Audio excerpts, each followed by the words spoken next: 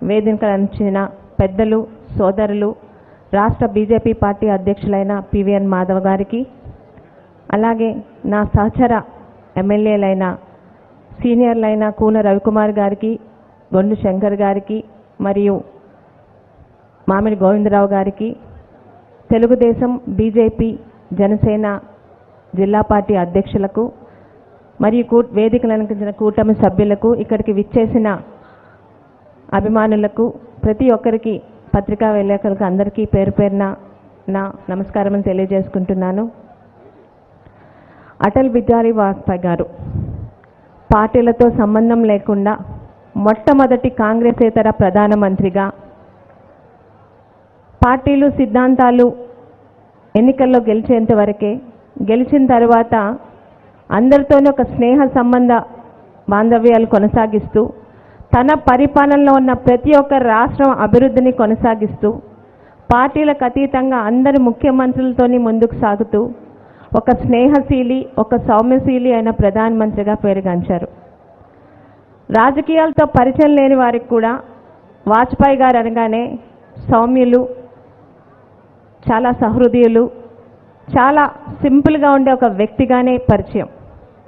ముఖ్యంగా దేశ రాజకీయాల్లో తనకంటూ ఒక ప్రత్యేకత ఒరవడి సృష్టించుకొని, ఎంతటి సౌమ్యులో దేశం జోలికొస్తే అలాంటి సమాధానమే చెప్పగలమని పోఖ్రాన్ అణు పరీక్షల ద్వారా ప్రపంచానికి భారతదేశం యొక్క శక్తిని కూడా చాటి చెప్పిన పెద్ద ఆయన.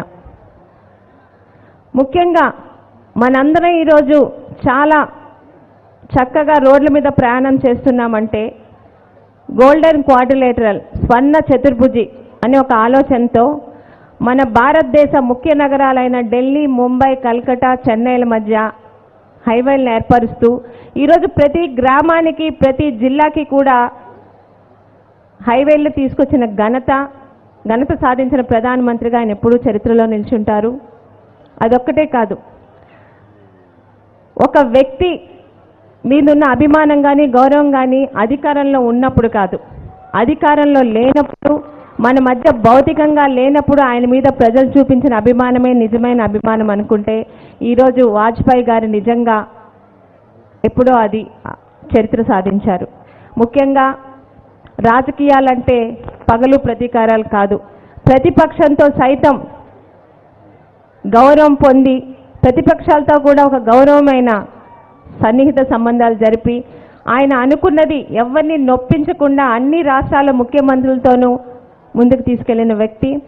భారతదేశ చరిత్రలో ఒక ప్రత్యేకత సాధించిన ప్రధానమంత్రిగా ఆయన ఎప్పుడు చరిత్రలో నిలిచి ఉంటారు. ఈరోజు చాలామంది రాజకీయాల్లోకి వస్తారు, పదవుల్లో వస్తారు, కానీ ప్రజల మనసుల్లోని కొంతమందే నిలిచిపోతారు. అలాంటి ఒక చరిత్ర, అలాంటి ఒక పేజీ భారతదేశ అభివృద్ధి చరిత్రలోని మన వాజ్పేయి గారికి ఉంది.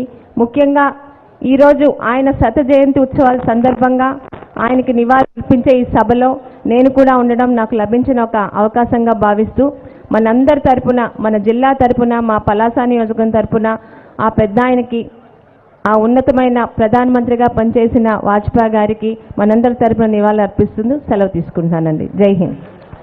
ధన్యవాదాలమ్మా.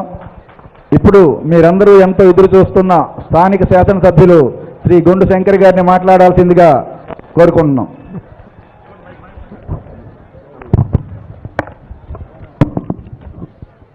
అందరికీ నమస్కారం.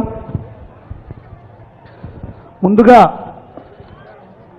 అటల్ బిహారీ వాజ్పేయి గారి విగ్రహావిష్కరణ మరియు అటల్ మోడీ సుపరిపాలన యాత్ర కార్యక్రమానికి వేదికను అలంకరించినటువంటి ముఖ్య అతిథులు, బీజేపీ రాష్ట్ర పార్టీ అధ్యక్షులు, మనందరికీ సుపరిచితులు శ్రీ పివిఎన్ మాధవన్న గారికి, అలాగే